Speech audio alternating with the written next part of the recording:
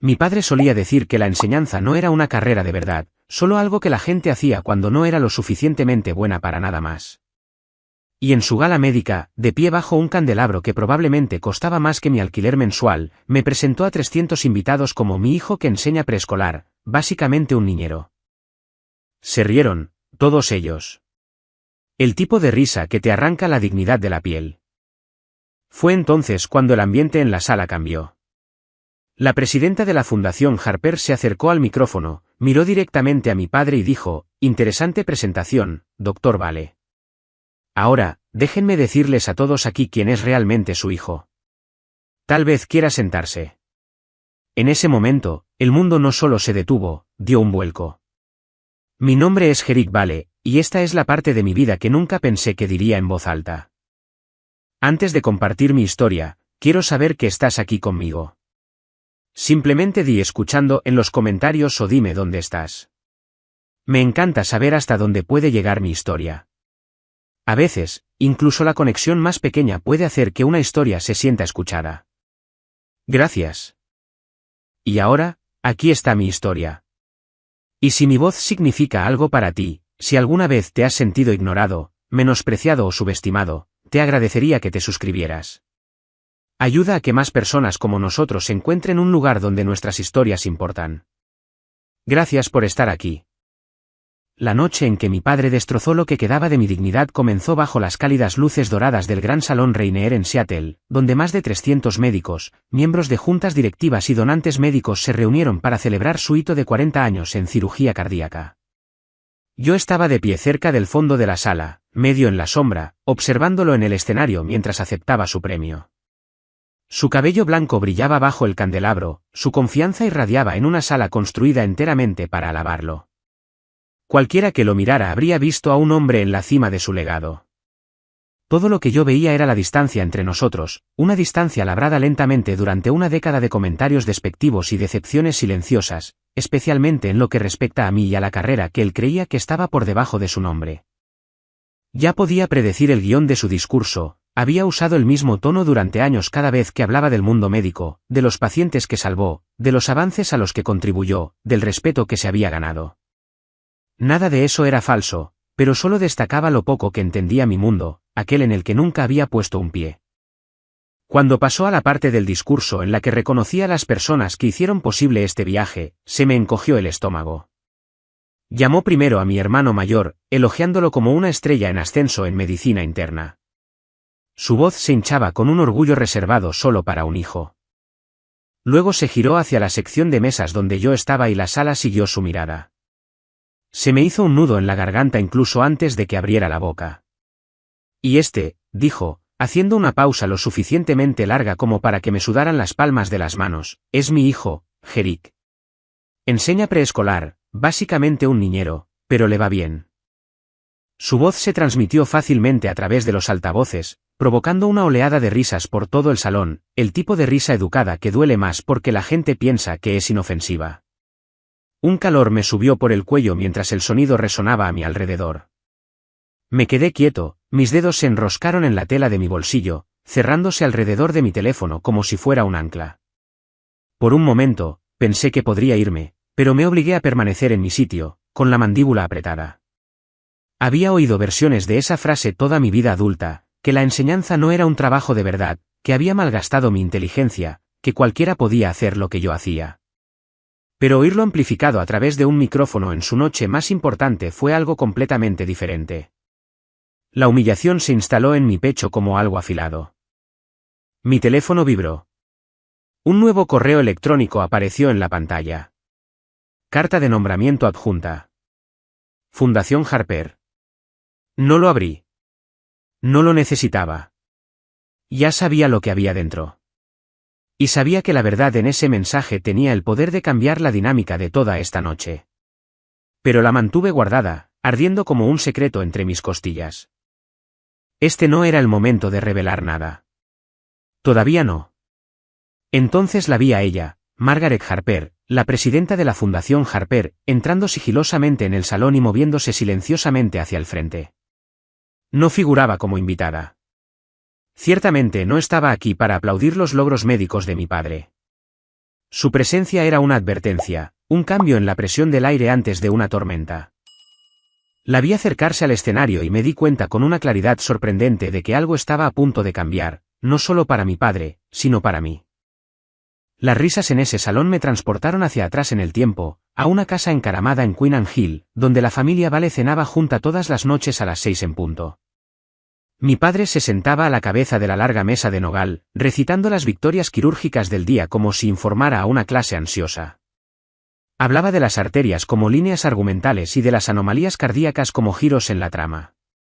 Mi madre asentía. Mi hermano hacía preguntas técnicas y yo me sentaba en silencio, esperando un momento para contarle sobre el primer estudiante que aprendió a escribir su nombre o el niño que finalmente superó la ansiedad por separación. Pero él nunca preguntaba, y cuando intentaba compartirlo de todos modos, ofrecía una breve sonrisa distraída antes de volver a la medicina, el lenguaje de la casa. Mi deseo de enseñar siempre fue tratado como una fase temporal, algo que él asumía que superaría una vez que encontrara mi verdadero camino. Cuando le dije que quería postularme a la UCLA para educación infantil temprana, la decepción en su rostro fue tan aguda que pareció una reprimenda. Mi madre permaneció en silencio, doblando servilletas mientras él me decía que estaba desperdiciando un cerebro perfectamente bueno. Todavía recuerdo estar en el pasillo después, con la carta de aceptación en la mano, tratando de convencerme de que mis elecciones importaban, incluso si él pensaba que no. Años más tarde, cuando defendí mi tesis de maestría sobre neurodesarrollo temprano y el momento de la intervención, no apareció. Me dijo después que le habían programado horas de guardia de último minuto, solo para enterarme más tarde por un colega suyo que había asistido a una cena con otros cirujanos. No fue la ausencia lo que dolió. Fue la facilidad con la que pretendió que mi trabajo no merecía su presencia. Las reuniones familiares solo profundizaron el patrón. En cumpleaños y fiestas navideñas, me presentaba de la misma manera cada vez. Jerick trabaja con niños. Algo de educación infantil, creo. La sonrisa en su rostro nunca igualaba el orgullo que sentía por la creciente lista de logros y títulos de mi hermano. Yo me quedaba a su lado educadamente, recordándome a mí mismo que los niños de mi clase reconocían mi valor, aunque él no lo hiciera. Pero un recuerdo se quedó grabado más profundamente que el resto. El día que me gradué con mi maestría, mi padre estrechó la mano de mi asesor académico y dijo, «Es una pena que el programa no desafíe más a sus estudiantes». Lo dijo como una broma. Pero el comentario aterrizó como un veredicto. Me tragué el dolor en ese entonces, convenciéndome de que su aprobación no importaba. Pero esta noche, al oírle reducir mi carrera frente a cientos de personas, sentí todos esos momentos enterrados empujando hacia la superficie. Por primera vez, no los reprimí. Esta noche, la narrativa que él había construido sobre mí estaba a punto de desmoronarse. Y por una vez, yo no sería el que se quedara en silencio mientras él contaba mi historia por mí. 3 meses antes de la gala, mucho antes de que supiera la forma que tomaría la noche, un correo electrónico de la Fundación Harper llegó a mi bandeja de entrada mientras limpiaba pinturas de dedos y bloques de abecedario después de clase. La línea del asunto era tan escueta que al principio no parecía real: invitación a entrevista, director de educación. Lo abrí 2 veces solo para asegurarme de que las palabras no cambiaran. Era un puesto que casi nunca se abría, responsable de supervisar las asignaciones de subvenciones médicas educativas a nivel estatal. Un rol con influencia real, alcance real, algo mucho más grande que las paredes del aula que había pasado años defendiendo. Y sin embargo, no se lo dije a mis padres. Sabía exactamente cómo iría esa conversación. Mi padre lo descartaría como otro desvío frívolo en mi vida. Mi madre evitaría silenciosamente tomar partido, y mi hermano me preguntaría si planeaba seguir jugando a la escuelita para siempre. Algunas noticias merecían protección, al menos hasta que se volvieran sólidas. Una semana después, en una cena familiar a la que había sido invitado más por obligación que por deseo, la notificación del correo electrónico apareció en la pantalla de mi teléfono mientras miraba la hora distraídamente. El tenedor de mi padre se congeló en el aire. «No hay teléfonos en la mesa», espetó, como si yo tuviera 10 años de nuevo y no fuera un hombre adulto con una carrera que se negaba a reconocer. Guardé el teléfono y me guardé la noticia. No les pertenecía. Todavía no. A medida que se acercaba la fecha de la entrevista, mi padre comenzó a asignarme tareas para su gala como si yo fuera personal en lugar de su hijo. Cuando finalmente le dije que no estaría disponible para ayudar a preparar porque tenía una cita importante, se quedó en silencio por un momento, como siempre hacía antes de que su ira se agudizara. Importante, repitió como si estuviera probando la palabra. Lo suficientemente importante como para saltarte a ayudar a tu propia familia. Traté de explicar que no era algo que pudiera reprogramar, pero me interrumpió, acusándome de ser egoísta, de nunca dar un paso al frente, de esconderme detrás de un trabajo tan insignificante que faltar un día no le importaría a nadie. Algo dentro de mí se rompió de una manera extrañamente tranquila. Por primera vez, no me tragué sus palabras. Le dije en voz baja pero firme que mi trabajo importaba más de lo que él jamás le había dado crédito.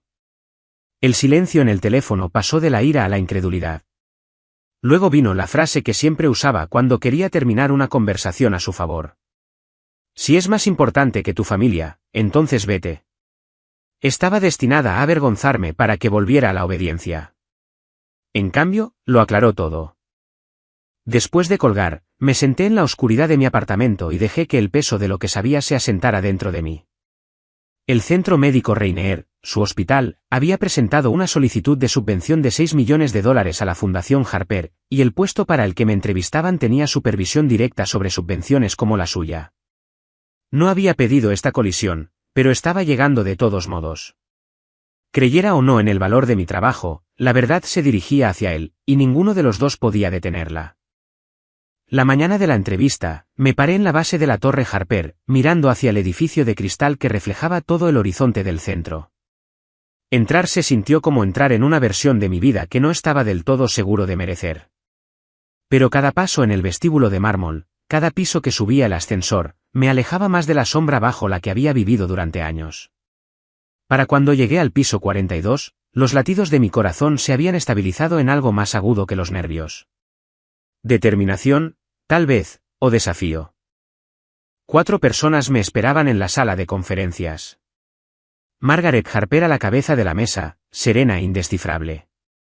La doctora Sonia Patel, a quien conocía por su reputación, y 2 miembros de la junta cuyos nombres olvidé inmediatamente en la confusión del momento. Cuando me pidieron que me presentara, no hablé de mi padre ni de mi apellido, sino del trabajo que me había formado, mi aula, la investigación que había hecho sobre el neurodesarrollo temprano, el programa piloto que construí con terapeutas pediátricos para identificar retrasos antes de que se convirtieran en obstáculos. Por primera vez, frente a personas que importaban, me sentí visto. Luego, Margaret deslizó una pila de carpetas sobre la mesa. Quería que revisara propuestas de muestra y discutiera cuáles demostraban una fuerte integración entre la atención médica y la educación temprana. Leí cada archivo con una concentración agudizada por años de hacer el tipo de trabajo que la mayoría de la gente nunca nota. Señalé el lenguaje vago, la falta de métricas, los planes educativos débiles disfrazados de programas de extensión. Los miembros de la junta parecieron sorprendidos por lo directo que fui, pero Margaret solo asintió, tomando notas. Cuando llegué a la última carpeta, algo en mí se detuvo. Centro Médico Rainier, el hospital de mi padre. Una solicitud de $6 millones para ampliar el ala de cardiología pediátrica. Y metido en la parte de atrás, llenando apenas media página, estaba el llamado componente educativo. 2 párrafos cortos de promesas sin pruebas. Sin currículo, sin plan de implementación, sin educadores calificados, nada que cumpliera con los estándares que decían valorar. Sentí que se me oprimía el pecho, pero no de pánico. De claridad. Margaret pidió mi evaluación, sin ser consciente del vínculo de sangre entrelazado en la solicitud. Me obligué a responder con la misma honestidad que con los demás. Expliqué que la propuesta era médicamente sólida, pero educativamente hueca, que carecía de sustancia y estructura, que parecía más una casilla de verificación que un compromiso real. Ella escuchó, con expresión inalterada. Cuando terminé, la sala quedó en silencio hasta que la doctora Patel dejó su bolígrafo y me miró directamente. ¿Sabes quién presentó esto, verdad? No tenía sentido fingir. Asentí una vez. Les dije que me recusaría de cualquier evaluación formal que involucrara a mi familia, pero que mi retroalimentación de hoy se basaba puramente en estándares profesionales. Algo en la sala cambió, no duda, respeto. Margaret se reclinó, estudiándome con la misma calma y precisión que había visto en ella antes. Luego me dijo lo que no me había permitido esperar. Yo era el candidato más fuerte que habían visto, y ella llevaría mi nombre a la junta esa noche. La decisión no era final, pero estaba lo suficientemente cerca como para sentirla real.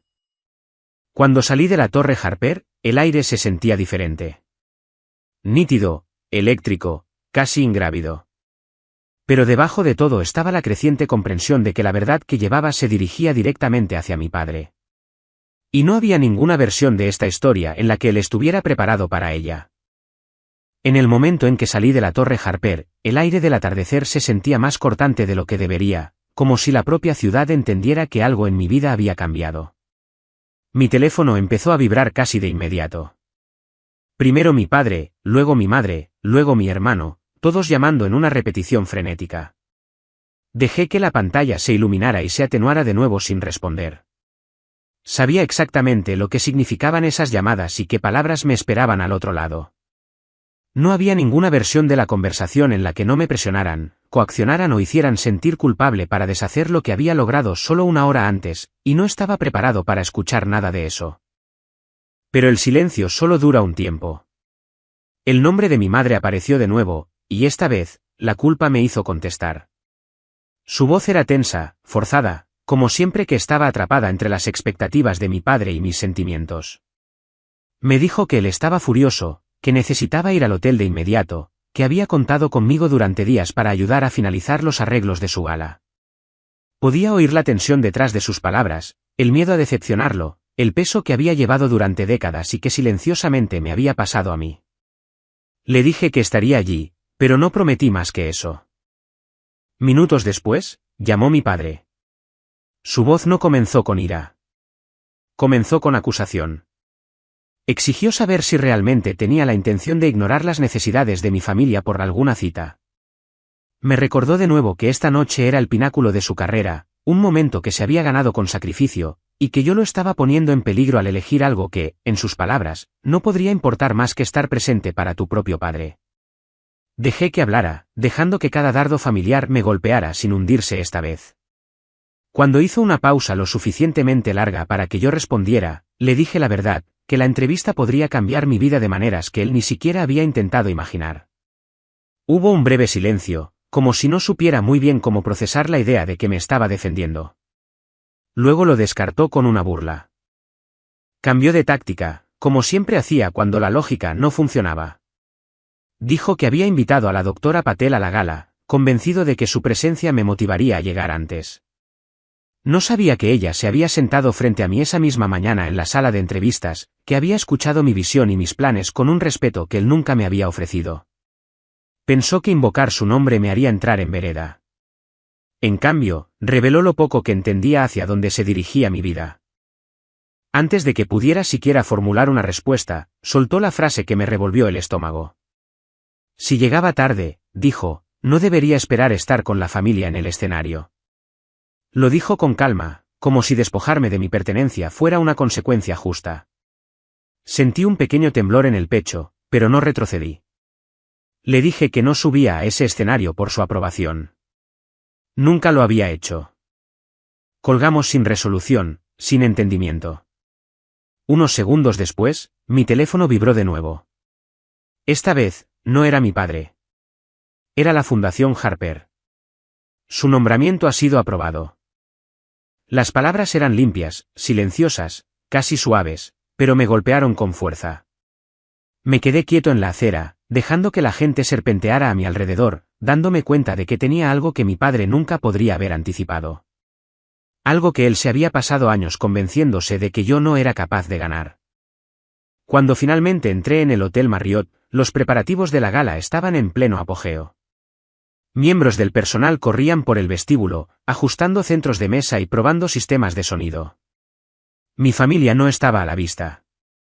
Estaban arriba con los organizadores, realizando los rituales finales para la noche perfecta de mi padre. Yo no estaba allí para ayudar. No estaba allí para suavizar nada. Estaba allí porque necesitaba ver con mis propios ojos cómo se desmoronaría la verdad cuando mi padre subiera al escenario y me presentara como el hijo que es niñero. No sabía exactamente cómo se desarrollaría la noche, solo que nada saldría como él pensaba. Cuando entré en el salón de baile, Los asientos ya estaban ocupados y las luces se habían atenuado para enmarcar el escenario donde mi padre estaba en el centro, bañado en un halo de luz blanca.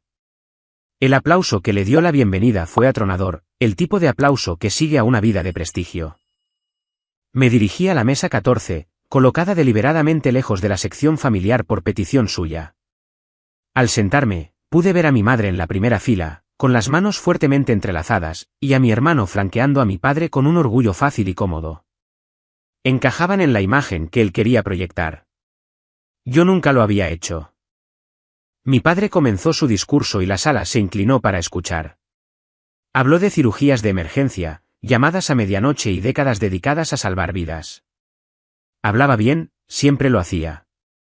Y el público escuchaba por el respeto que, incuestionablemente, se había ganado. Pero bajo el orgullo de su voz, podía oír algo más. Algo que había moldeado toda mi infancia. La certeza de que su trabajo importaba más que el de cualquier otra persona. Luego vino la parte que había estado temiendo. Invitó a mi hermano a ponerse de pie y lo elogió por continuar con el legado familiar, llamándolo el futuro de la innovación cardíaca. Los aplausos volvieron a sonar, cálidos y genuinos. Cuando se apagaron, se giró hacia la mesa 14, hacia mí. Mantuve la mirada firme incluso cuando la familiar inquietud se apoderó de mi pecho. Su sonrisa cambió, tensándose lo justo para hacerme saber lo que venía. Y este es mi hijo menor, Jerick, dijo, con un tono que se sumergía en un afecto fingido.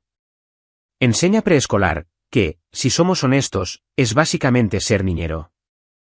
Las risas surgieron al instante, una ola casual por la sala. La gente se rió porque lo hizo sonar como una broma, porque menospreciarme era algo que hacía con tal facilidad que asumieron que debía ser inofensivo. No tenían idea de cuántas veces había oído esa misma frase. Mientras el sonido se desvanecía, miré hacia la entrada y la vi, a Margaret Harper, entrando en el salón. No sonreía. No se estaba haciendo pequeña y no estaba aquí para ser discreta. Se movía con un propósito que hizo que el aire se sintiera diferente. Y supe entonces que la noche estaba a punto de desviarse hacia un territorio desconocido. Mi padre continuó hablando, pasando de anécdotas inofensivas a historias que revelaban más de lo que él se daba cuenta.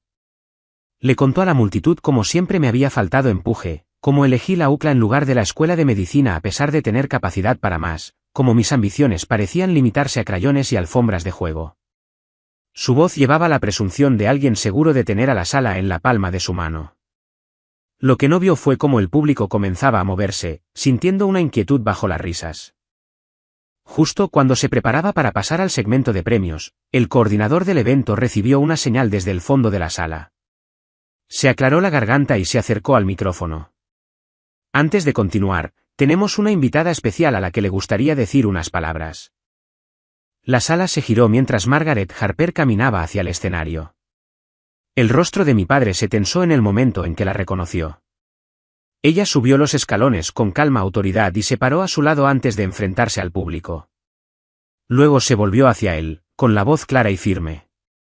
Gracias por la presentación, Dr. Vale. Fue interesante, pero tal vez quiera sentarse ahora, porque creo que todos aquí merecen saber quién es realmente su hijo. Vi cómo el color desaparecía de su rostro, vi cómo su agarre se tensaba en el borde del podio. En esa fracción de segundo, entendí algo que nunca había comprendido del todo. Por primera vez en su vida, ya no tenía el control. Ni de su narrativa, ni de la mía, ni de la sala que lo había adorado durante 40 años. Y supe con absoluta certeza que la noche no había hecho más que empezar. Cuando Margaret Harper subió al escenario, todo el salón de baile pareció tensarse en torno a su presencia. 300 médicos, administradores, donantes y conocidos de la familia se quedaron en silencio de repente, como si alguien hubiera presionado una mano contra el aire y la hubiera mantenido quieta. Mi padre se quedó congelado junto al podio, con el premio en la mano brillando bajo las luces. No tenía ni idea de lo que se avecinaba. No tenía ni idea de que la narrativa que había controlado durante décadas estaba a punto de escapársele de las manos. Margaret comenzó suavemente, con un tono respetuoso.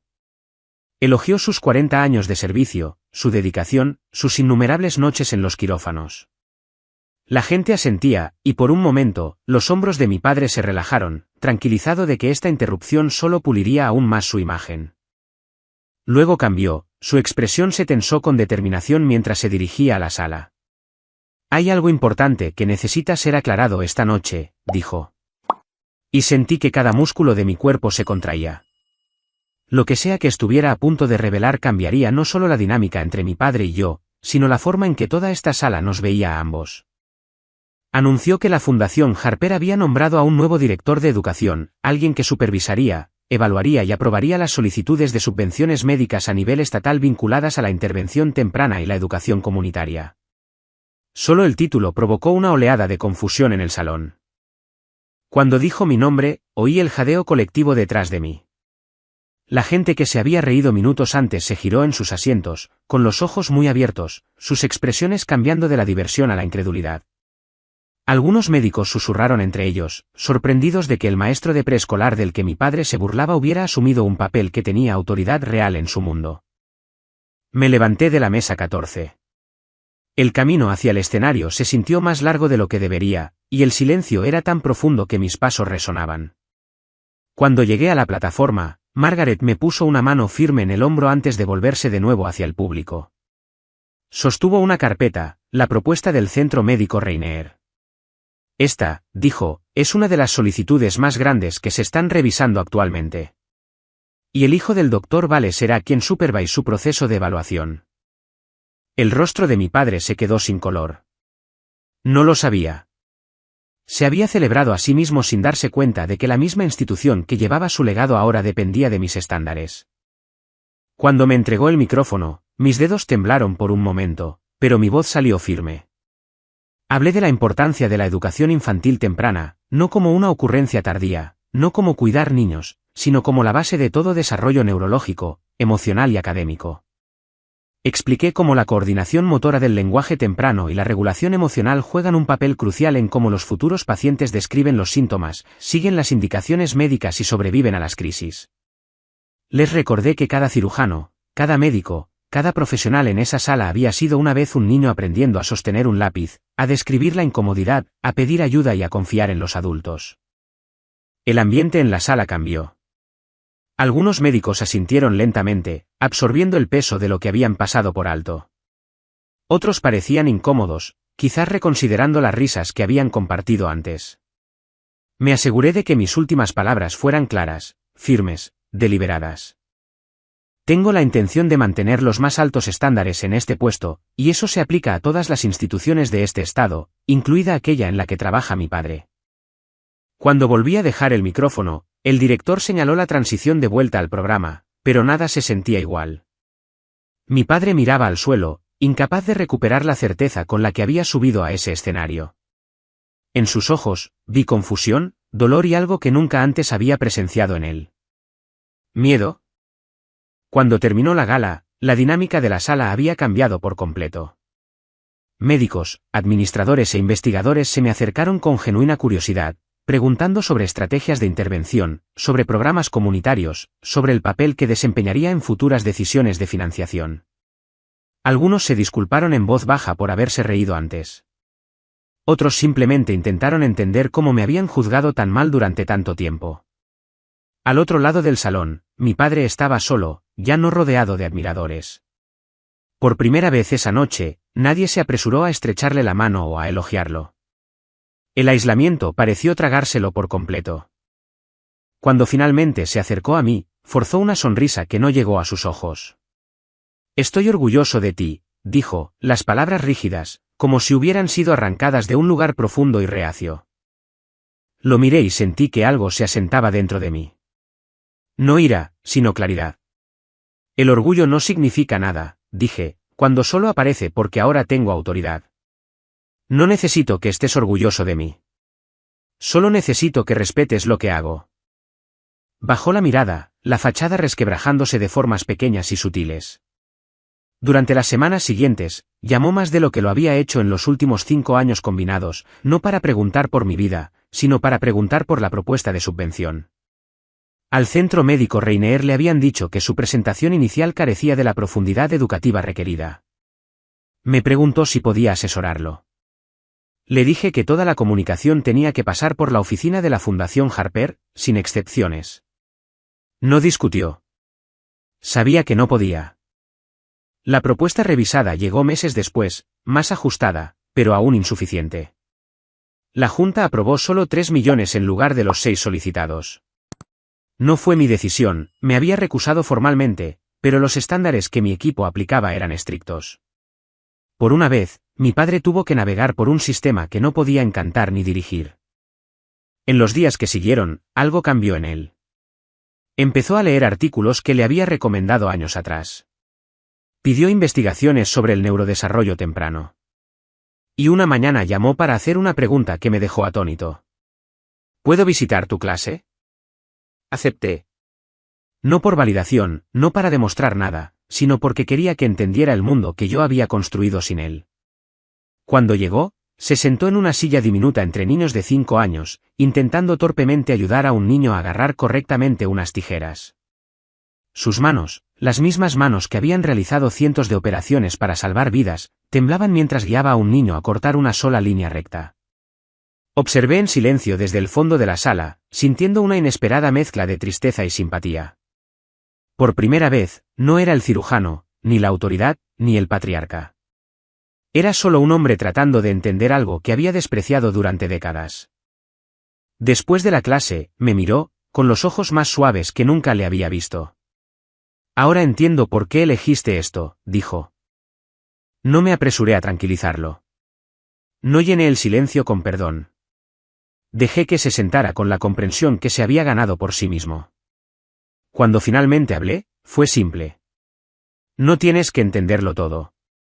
Solo necesitas saber que ningún trabajo es pequeño. Asintió lentamente, sin protestar.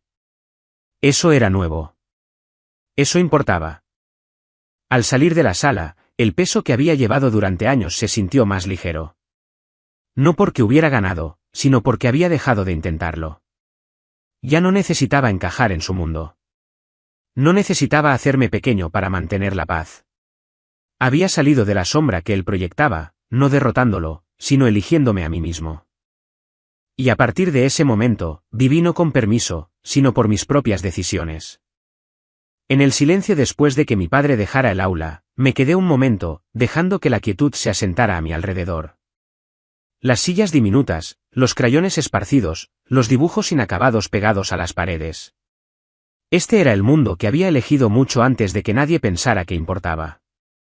Durante años, había llevado la creencia de que necesitaba justificarle esta elección, que tenía que demostrarle algo a un hombre que no creía que nada significativo pudiera suceder dentro de una habitación llena de niños. Pero al verlo luchar con unas tijeras de seguridad para niños, al ver su certeza desmoronarse en humildad, me di cuenta de algo profundo. La validación que había pasado la mitad de mi vida buscando nunca había estado en sus manos.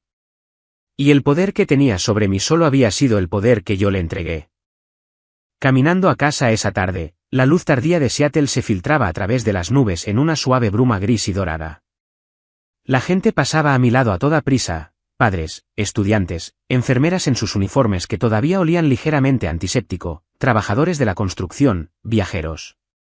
Pensé en todo el trabajo invisible que sucedía en esas vidas. El trabajo que nadie aplaude en un escenario. Un trabajo que no es glamoroso ni digno de titulares, pero que sostiene a comunidades enteras. Entonces me di cuenta de cuántas personas deben conocer este sentimiento de ser subestimadas, ignoradas o eclipsadas por alguien que cree que sus logros valen más. ¿Cuántas personas se hacen pequeñas en sus propias familias solo para mantener la paz? ¿Cuántas llevan el peso de las expectativas de otra persona como un ancla atada a sus costillas? Solía pensar que la pequeñez era seguridad. Que si me mantenía en silencio, si era complaciente, si me quedaba en un segundo plano, podría evitar el conflicto. Pero vivir en silencio venía con su propio tipo de dolor. El dolor de ser invisible en el lugar donde más importaba. Y en la noche de la gala, cuando mi padre usó el micrófono para convertir mi existencia en un chiste, algo dentro de mí finalmente se negó a quedarse en silencio. La verdad es que, en el momento en que Margaret dijo mi nombre, la sala no solo cambió para él, cambió para mí. Por primera vez, vi la distancia entre quien me habían enseñado a ser y quién realmente era. Y una vez que ves esa distancia con claridad, no puedes dejar de verla. No puedes volver a hacerte más pequeño por alguien que se niega a crecer. Mi padre y yo no estamos repentinamente sanados. El respeto se está reconstruyendo ladrillo a ladrillo, no se entrega en una sola conversación. Algunos días lo intenta de verdad. Algunos días recae en hábitos moldeados por décadas de jerarquía. Pero ese es su viaje, no el mío. Mi crecimiento no requirió su permiso, solo mi decisión. Y esa comprensión cambió todo el panorama de mi vida. Quizás sentiste alguna versión de esto. Quizás alguien en tu vida, familia, pareja, maestro, jefe, te dijo que tus sueños eran demasiado pequeños, tu trabajo poco importante, tus ambiciones poco impresionantes. Quizás aprendiste a tragarte tu propio orgullo porque la gente a tu alrededor se niega a ver tu valor. Quizás te has quedado en silencio para mantener la paz, pero has perdido pedazos de ti mismo en el proceso. Si eso te describe, entonces escúchame bien. Tu valor no depende de quien lo reconozca. No necesitas un escenario, un título o un micrófono para que tu vida sea significativa. A veces, los espacios más pequeños, las aulas, los hogares, los roles tras bastidores, los esfuerzos nocturnos que nadie ve, albergan los legados más grandes. Y a veces, lo más poderoso que puedes hacer es simplemente negarte a dejar que otra persona defina los límites de tu vida. Compartir esta historia no fue fácil. Estas heridas son profundas, y decirlas en voz alta significa revivir 1000 pequeños cortes. Pero si mi historia ayuda a una sola persona a salir de una sombra en la que nunca debió vivir, entonces vale la pena. Antes de que te vayas, quiero pedirte algo. Una pequeña cosa. Si sentiste algo mientras escuchabas esto, si viste una parte de ti en mi viaje, si alguna vez has sido el hijo menor, el subestimado, aquel del que bromeaban en la mesa, hazme saber que estás aquí. Di sigo aquí en los comentarios o dime desde dónde estás viendo. Significa más de lo que crees. Sentirse menos solo puede ser una forma de sanación. Y si historias como esta te importan, historias sobre límites, sobre reclamar la dignidad, sobre adentrarte en tu propia vida, te agradecería que te suscribieras. No por los números, no por el algoritmo, sino porque quiero seguir creando un espacio donde personas como nosotros puedan respirar, hablar y finalmente ser escuchadas. Gracias por escuchar. Gracias por dejar que mi historia te alcance. Y donde quiera que estés, espero que des un paso adelante.